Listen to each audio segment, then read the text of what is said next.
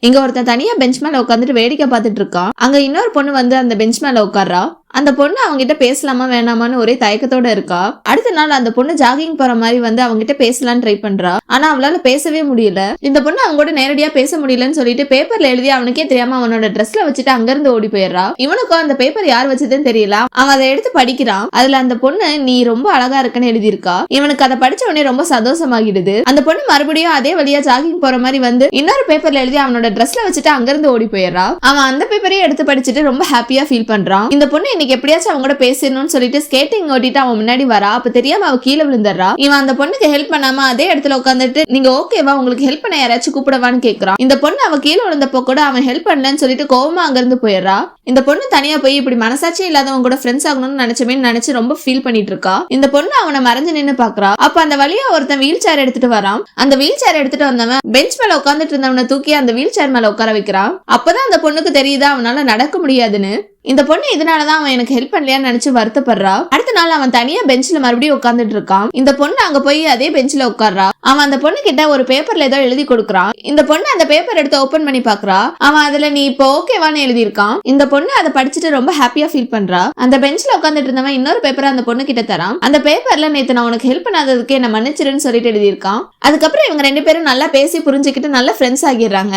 இதே மாதிரி நீங்க உங்களோட பெஸ்ட் ஃப்ரெண்டை எப்படி பாத்தீங்கன்னு கமெண்ட்ல சொல்லுங்க.